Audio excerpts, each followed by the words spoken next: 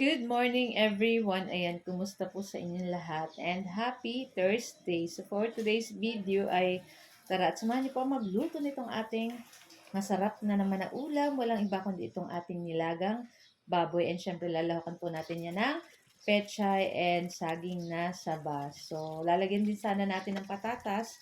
Kaya lang yung ating patatas na nabili ay parang iba yung color. So hindi ko na nilagay guys. So ayan na nga. Itong ating pechay, ayan, hugasan po natin yan.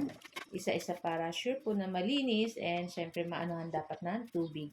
Tapos, ayan, meron tayong 4 na pirasong saging na saba. Ayan, in-slice ko lang. Then yung ating patatas, ayan, hindi ko na siya nilagay guys kasi parang sira na. So, ayan na nga at nagpakulo lang tayo ng tubig.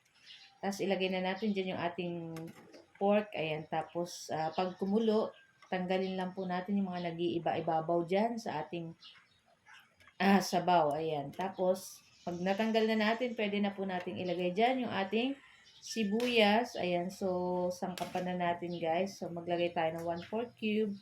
Tapos, lagay din tayo ng paminta na durog.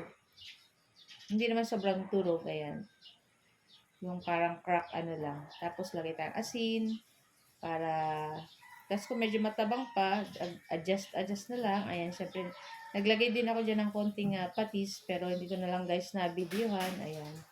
Tapos, ayan, hintayin lang natin lumambot yung ating mga pork dyan. Tapos, pag malambot na saka po natin, ilalagay dyan yung ating saging na saba. Masarap sana nito guys, may patatas pa. Kaya lang, ayun nga, nasayang lang yung ating patatas kasi brown na siya. Kaya, hindi ko na guys nilagay, baka maano lang tayo nun. Tapos ayun na nga, nilagay na natin yung ating saging na saba guys kasi malambot na yung ating pork. So lutuin lang natin itong ating saging na saba. And syempre tikman natin kung medyo matabang pa, ayan, magdagdag tayo. Tapos itong ating saging na saba, hindi naman siya hilaw, hindi naman hinog. So tamang-tama lang. Tama po yan sa ganitong mga nilaga.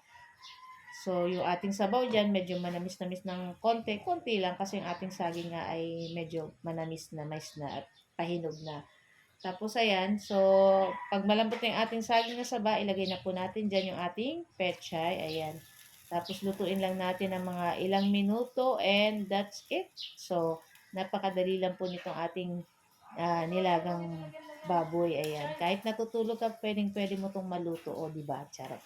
So, yun na nga at luto na yung ating pechay din dyan. So, okay na rin to guys. Pwede na po nating ilipat sa ating mangkok. Ayan. So, guys, ayan. Ito lang ang ating video. Ayan. So, ito po ang ating for today's video nilagang baboy. And, syempre, masarap itong isaw-saw sa toyo with calamansi na may konting sili. So, guys, thank you for watching and see our next video again. Tara na at samahan niyo na rin po kami kumain itong ating napakasarap na ulam.